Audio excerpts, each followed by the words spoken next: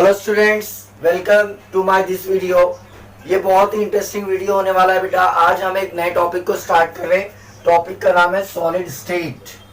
Solid state ये बहुत ही important topic है और इसका पोर्शन जो है बोर्ड में भी है, जेई नीट में भी ये बहुत इंपॉर्टेंट है। ये फिजिकल केमिस्ट्री का टॉपिक है बेटा। It is a topic of कौन सी केमिस्ट्री? Physical chemistry. मतलब इसका मतलब ये हुआ कि यहाँ पर कहीं ना कहीं आपको कुछ मैथमेटिकल कॉन्सेप्ट पढ़ना पड़ेगा। तो लेट्स स्टार्ट सॉलिड स्टेट। सबसे पहले हम मैटर क्या है इसको समझ लेते। मैटर किसे कहते हैं बेटा? Any substance which has a two properties. The substance having two properties, जिसके पास अपना कुछ ना कुछ मास है। मास का मतलब कंटेंट, अमाउंट बोलेंगे, एंड वॉल्यूम। ठीक है ना, इसको हम बोलते हैं मैटर। और ये आपने लोअर क्लास में भी पढ़ा है। मैटर की तीन फिजिकल स्टेट होती है, that is solid, liquid and gas. ठीक है ना, ये तीन नेचुरल स्टेट है। इसके अलावा भी कुछ स्पेशल स्टेट्स होती है, हम वो स्टेट्स ऑफ मैटर में डिस्कस करेंगे। तो अभी मैं यहाँ पर जो सॉलिड स्टेट ऑफ मैटर है इसके बारे में आज का जो लेक्चर है वो बताने वाला हूँ। अब यहाँ पर हम सबसे पहले जानने की कोशिश कर रहे हैं कि सॉलिड स्टेट ऑफ मैटर, इसके इंपॉर्टेंट कैरेक्टरिस्टिक्स क्या होते हैं। ठीक है ना, what are the important characteristic of solid state. तो आपको मैं कुछ बेसिक फंडामेंटल पॉइंट्स बताऊंगा कि एक सॉलिड जो होता है उस सॉलिड के बेसिक फंडामेंटल कैरेक्टरिस्टिक्स क्या होते हैं। कैरेक्टरिस्टिक का क्या मतलब होता है बेटा? प्रॉपर्टीज। सबसे पहले तो याद रख लो कि solid state of matter has a mass, क्योंकि ये स्टेट ऑफ मैटर है। It has a mass and volume. Mass भी रहेगा एंड वॉल्यूम। लेकिन आपने देखा होगा कि जो वॉल्यूम है ये डेफिनेट होता है। डेफिनेट मतलब फिक्स। अगर मान लो एक डस्टर लिया या एक मतलब वुडन ब्लॉक लिया तो उसका वॉल्यूम आप कोई भी जगह पर मतलब रख दो तो जगह घेरने की जो एबिलिटी रहती वो फिक्स होती है। तो सॉलिड स्टेट जो है ये डेफिनेट वॉल्यूम वाली सब्सटेंस होती है। और सॉलिड का शेप जो है प्लेस या एरिया बदलने से चेंज नहीं होता। तो इसका शेप भी कैसा होता है बोलिए? डेफिनेट होता है ना। और एक खास बात ये है कि अगर मैंने एक सॉलिड सब्सटेंस लिया तो सॉलिड के जो पार्टिकल्स होते हैं, they may be atoms, they may be ions, they may be molecules. ठीक है ना, इनके बीच में जो इंटरमॉलिक्यूलर फोर्स ऑफ अट्रैक्शन रहता वो हाईएस्ट रहता है और इंटरमॉलिक्यूलर डिस्टेंस जो है मिनिमम रहता है। तो इंटरमॉलिक्यूलर फोर्स जो है ये लिक्विड और गैसेस के कंपेयर में हाईएस्ट रहेगा, है ना, क्योंकि बहुत ही ज्यादा क्लोजली बॉन्डेड मॉलिक्यूल्स होते हैं। तो इंटरमॉलिक्यूलर फोर्स जो है बहुत ज्यादा स्ट्रॉन्ग होता है और all the particles are hold them in definite shape. Okay, and जो इंटरमॉलिक्यूलर डिस्टेंस होता है ना, इंटरमॉलिक्यूलर डिस्टेंस, ये इंटरमॉलिक्यूलर डिस्टेंस जो है वो बहुत ही ना के बराबर होता है। ठीक है ना, as compare to liquid and gases.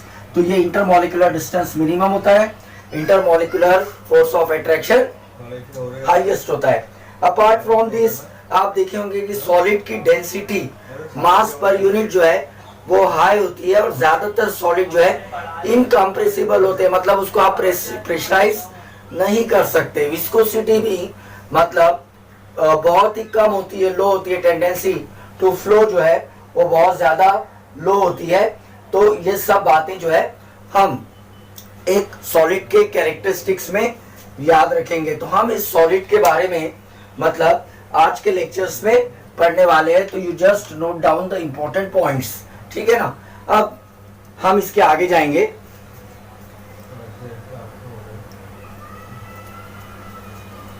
ठीक है बेटा, हम इसके आगे जाएंगे। तो अब यहाँ पर कोई भी जो सॉलिड होता है उस सॉलिड को मैं दो ब्रॉड क्लासेस में डिवाइड कर दूंगा। और सॉलिड को अगर मैं क्लासिफाई करूंगा तो सॉलिड का जो क्लासिफिकेशन है या कैटेगरीज है ना, वो दो क्लासेस में मतलब डिवाइड हो जाएंगी। सबसे पहली क्लास कौन सी होती है? नंबर 1 होता है क्रिस्टलाइन सॉलिड, ठीक है ना। कौन सा सॉलिड बोला मैंने, बोलो क्रिस्टलाइन सॉलिड, ठीक है। और जो दूसरी कैटेगरी होती है that is called as a amorphous solid. तो एक क्लास ऑफ सॉलिड हो गई क्रिस्टलाइन सॉलिड और दूसरी क्लास क्या होगी बोलिए, एमॉर्फस सॉलिड। अब अगर मैं एक क्रिस्टलाइन सॉलिड को कैरेक्टराइज करूंगा तो कुछ मुझे इंपॉर्टेंट ऑब्जेक्टिव्स याद रखना है कि जो भी क्रिस्टलाइन सॉलिड है ना, जिस क्रिस्टलाइन सॉलिड का मतलब ये हो रहा है कि इसकी ज्योमेट्री जो है डेफिनेट है, फिक्स है, ऑर्डरली है। तो जितने भी पार्टिकल्स होते हैं, ऑल द पार्टिकल्स, अब ये पार्टिकल्स एटम्स भी हो सकते हैं, आयंस भी हो सकते हैं, मॉलिक्यूल्स भी हो सकते हैं, है ना, ऑर्डरली अरेंज होते हैं। और ये ऑर्डरली अरेंज नहीं होते बल्कि इन पार्टिकल्स का या एटम्स, आयंस या मॉलिक्यूल का ऑर्डरली अरेंजमेंट इन 3 डायमेंशनल पैटर्न रहेगा। ये बात आपको याद रखना बहुत जरूरी है। उसके बाद में आपको याद रखना है कि जितने भी क्रिस्टलाइन सॉलिड होते हैं इनका मेल्टिंग पॉइंट जो है वो डेफिनेट होता है। और अगर सॉलिड से लिक्विड बनाने के लिए जो हीट लगती है वो भी डेफिनेट होती है। इसको बोलते हैं हीट ऑफ फ्यूजन, है ना। हीट ऑफ फ्यूजन भी मतलब जो हीट लगती है किसी सॉलिड को, 1 मोल सॉलिड को लिक्विड में कन्वर्ट करने के लिए, ये भी मतलब डेफिनेट रहती है, ठीक है ना। ये भी मुझे पॉइंट याद रखना चाहिए। उसके बाद में याद रख लो जितने भी क्रिस्टलाइन सॉलिड होते हैं, है ना, मैं इन CS लिखा, CS means crystalline solid. All the particles are long range order, मतलब पार्टिकल जो है इक्वी डिस्टेंस या प्रॉपर डिस्टेंस मेंटेन करके अरेंज होते हैं, ठीक है ना। तो जितने भी पार्टिकल्स होते हैं वो लॉन्ग रेंज ऑर्डर माने जाएंगे, ठीक है ना, यानी particles are long range order. इसके साथ साथ आपको याद रखना है कि कोई भी क्रिस्टलाइन सॉलिड जो है, ठीक है ना, जो भी क्रिस्टलाइन सॉलिड है वो कंपोज्ड ऑफ यूनिट सेल्स। जो भी क्रिस्टलाइन सॉलिड है वो काय से बनता है बोलो, यूनिट सेल से बनता है। मतलब क्रिस्टलाइन सॉलिड खुद भी 3 डायमेंशनल है और उसका जो कंस्ट्रक्शन रहेगा वो भी 3 डायमेंशनल ही रहेगा। तो उसका सबसे छोटा पोर्शन जिसको हम बोलते हैं यूनिट सेल, वो भी 3 डायमेंशनल होता है, ठीक है ना। ये भी आपको याद रखना है। और ज्यादातर जो क्रिस्टलाइन सॉलिड है, many crystalline solid are isomorphous, many crystalline solid are isomorphous. ये आइसोमॉर्फी या आइसोमॉर्फस कैरेक्टर जो है वो सिर्फ और सिर्फ क्रिस्टलाइन सॉलिड की ही प्रॉपर्टी। आप बोलेंगे सर आइसोमॉर्फस का मतलब क्या होता है, what is the meaning of isomorphous? Isomorphous का मतलब होता है different substances having same crystal structures.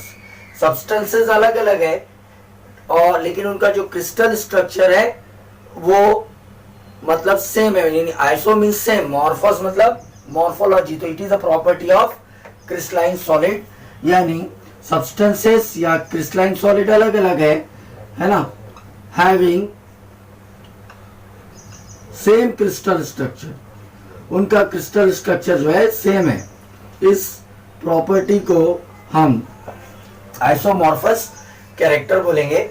आपको मैं यानी आइसोमॉर्फस जो प्रॉपर्टी है ये स्पेशली किसकी प्रॉपर्टी है बोलेंगे बेटा, क्रिस्टलाइन सॉलिड की। जैसे सोडियम फ्लोराइड और मैग्नीशियम ऑक्साइड, ये दोनों भी अलग अलग सब्सटेंसेस हैं, लेकिन आप देखेंगे इसमें भी जो एटॉमिक रेशियो 1:1 है और 1:1 है।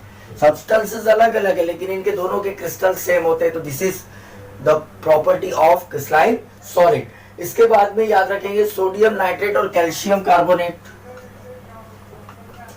सोडियम नाइट्रेट और कैल्शियम कार्बोनेट। देखिए इसमें भी रेशो 1:1:3 और यहाँ भी 1:1:3।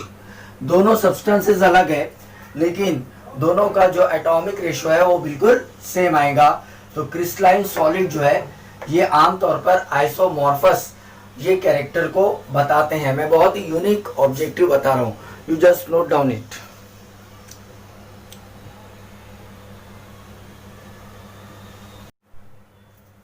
हाँ तो स्टूडेंट्स, जैसे मैं आपको बता रहा था कि crystalline solid are isomorphous. Isomorphous का मतलब क्या होता है बेटा?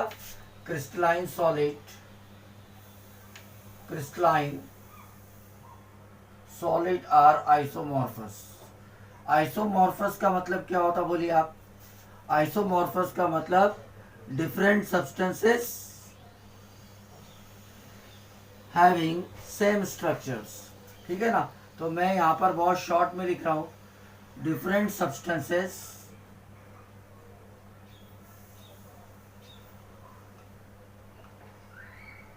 Having same crystalline structure. इस प्रॉपर्टी को क्या बोलते हैं हम? आइसोमॉर्फस। तो क्रिस्टलाइन सॉलिड या आइसोमॉर्फस होते हैं। एग्जाम्पल के तौर पर हम सोडियम फ्लोराइड और कैल्शियम ऑक्साइड को ले सकते हैं। दोनों अलग अलग सब्सटेंसेस है, एटॉमिक रेशो भले ही सेम है लेकिन सब्सटेंसेस अलग अलग है और इनका क्रिस्टल भी अलग अलग है ना? उसी तरीके से एग्जाम्पल नंबर 2 में आएगा सोडियम नाइट्रेट और कैल्शियम कार्बोनेट। यहाँ पर रेशो क्या है बोलिए? 1:1:3। Sodium is to nitrogen is to oxygen 1:1:3 यहाँ भी आ जाएगा। ठीक है ना? तो ये जो प्रॉपर्टी है इसको हम बोलते हैं isomorphous property of crystalline solid. उसके बाद एक और बात याद रखेंगे कि जितने भी क्रिस्टलाइन सॉलिड होते हैं वो क्रिस्टलाइन सॉलिड जो है वो पॉलीमॉर्फस होते हैं। अब आप बोलेंगे sir poly means many, morphous means morphology. तो यहाँ पर आपको क्या याद रखना है?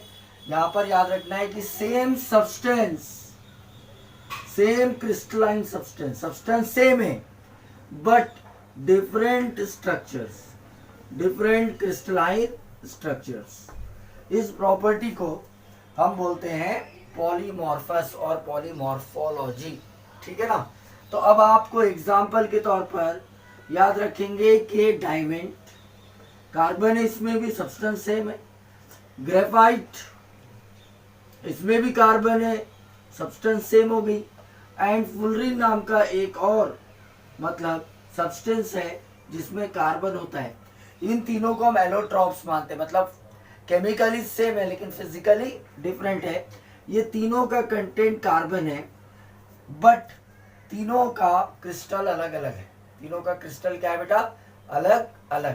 तो ये जो प्रॉपर्टी है आइसोमॉर्फस प्रॉपर्टी और पॉलीमॉर्फस, ये सिर्फ और सिर्फ क्रिस्टलाइन सॉलिड की प्रॉपर्टी है। तो हमको याद रखना है कि पॉलीमॉर्फस का मतलब होता कि क्रिस्टलाइन सब सॉलिड एक ही है बट क्रिस्टल स्ट्रक्चर अलग अलग है, इनमें एटॉमिक रेशियो भी डिफरेंट आएगा और सब्सटेंसेस भी जो है वो सेम ही रहेगी बट क्रिस्टलाइन स्ट्रक्चर अलग। तो this is a unique property of crystalline solid. ये आपको एमॉर्फस में नजर नहीं आएंगी। तो प्रीवियस में मैंने बोला क्रिस्टलाइन सॉलिड और में पार्टिकल्स ऑर्डरली अरेंज होते हैं, वो यूनिट सेल से बने होते हैं।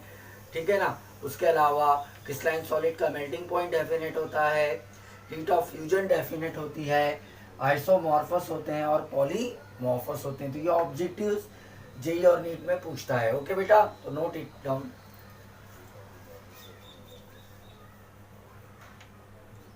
ठीक है, अब मैं आपको क्रिस्टलाइन सॉलिड से रिलेटेड एक और प्रॉपर्टी डिस्कस कर रहा हूं। ये प्रॉपर्टी को हम बोलते हैं anisotropy. Crystalline solid shows anisotropy. Crystalline solid shows anisotropy. अब आप बोलेंगे सर एनिसोट्रॉपी का मतलब क्या होता? कि अगर मैंने एक प्रॉपर्टी है कोई डिटरमाइन करना चाहता हूं, जैसे रिफ्रैक्टिव इंडेक्स है, डाइलेक्ट्रिक कांस्टेंट है, ठीक है ना? तो अब अगर मैंने डायरेक्शन चेंज किया है, ये समझ लीजिए क्रिस्टलाइन सॉलिड है जो एक टाइप का मतलब केटायंस और एनायन से बना हुआ है। केटायन बड़े, एनायंस छोटे हैं, मैं इस टाइप से अरेंज कर रहा हूँ। अगर मैंने इस डायरेक्शन में कोई प्रॉपर्टी को कैलकुलेट किया तो वैल्यू अलग आएंगी, इस डायरेक्शन में किया तो अलग आएंगी, इस डायरेक्शन में किया तो अलग आएंगी। क्यों अलग आएंगी? क्योंकि if we are changing the direction the number of particles coming in the path are different. That's why the value of property can change. तो इस प्रॉपर्टी को हम क्या बोलते बोलो, anisotropy. The crystalline solid having different value of property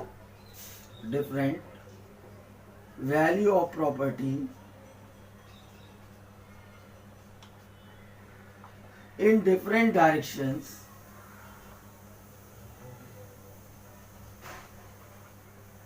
is called as anisotropy। आप जैसे refractive index ले सकते, डाइलेक्ट्रिक कांस्टेंट ले सकते, ये सब एनिसोट्रॉपी के अंदर आ जाएगा। क्योंकि देखिए रिफ्रैक्टिव इंडेक्स डायमंड का अलग है, फुलरिन का अलग है, ग्रेफाइट का अलग है।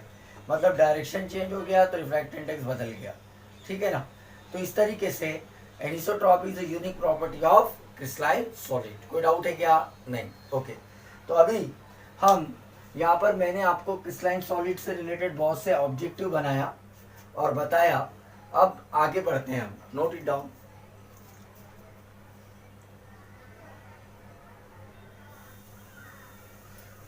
अब हम एमॉर्फस सॉलिड के बारे में बात कर रहे हैं। तो आपको याद रखना है कि एमॉर्फस सॉलिड में जो भी आप ऑब्जेक्टिव्स या पॉइंट्स बोलेंगे वो अपोजिट बोलेंगे with respect to crystalline solid.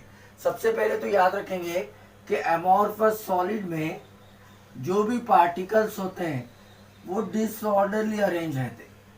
All the particles are disorderly arrange. Particles कैसे अरेंज होंगे बोलिए आप? डिसऑर्डरली अरेंज रहेंगे, ठीक है।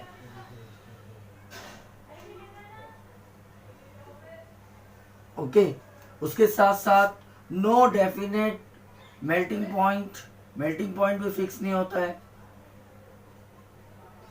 No definite heat of fusion भी डेफिनेट नहीं रहेंगी, ठीक है। पार्टिकल्स जो है वो नजदीक रहेंगे तो शॉर्ट रेंज ऑर्डर बोलते हैं पार्टिकल्स को। शॉर्ट रेंज ऑर्डर, जितने भी पार्टिकल्स होते हैं वो क्लोजली अरेंज होते हैं, ठीक है ना, शॉर्ट रेंज ऑर्डर। उसके बाद में याद रखेंगे नो यूनिट सेल, इसमें कोई यूनिट सेल जैसी चीज नहीं होती, ठीक है ना। उसके अलावा याद रखेंगे कि इट शोज आइसोट्रॉपी। अब आप बोलेंगे सर कैसे? तो अगर मैंने अलग अलग डायरेक्शन से कोई प्रॉपर्टी को कैलकुलेट किया, जैसे रिफ्रैक्टिव इंडेक्स या डाइलेक्ट्रिक कांस्टेंट, तो डायरेक्शन चेंज करने से प्रॉपर्टी का वैल्यू कांस्टेंट रहता है, because all the particle are closely packed and having a same size. That's why हम बोल सकते कि वैल्यू चेंज होने वाला नहीं है। जैसे refractive index of glass, 800 type के ग्लास है, सब ग्लासेस का रिफ्रैक्टिव इंडेक्स कांस्टेंट रहेगा, ठीक है। तो इस टाइप से हम मान सकते हैं कि एमॉर्फस सॉलिड में या आइसोट्रॉपी की प्रॉपर्टी होती है, ठीक है। और एक मैं इंटरेस्टिंग बात बता दे रहा हूँ कि जितने भी दुनिया में आयोनिक सॉलिड है, मेटालिक सॉलिड है, ठीक है ना, ये क्रिस्टलाइन सॉलिड है। और ग्लास, रबर, वुड, ठीक है ना, इस टाइप के जो भी सॉलिड है, हमारा जो फ्लोर है, ये सब एमॉर्फस सॉलिड, ठीक है ना। तो today we are learning a difference between crystalline solid and amorphous solid. You go through your books and try करो उसको और अगले लेक्चर का वेट करो।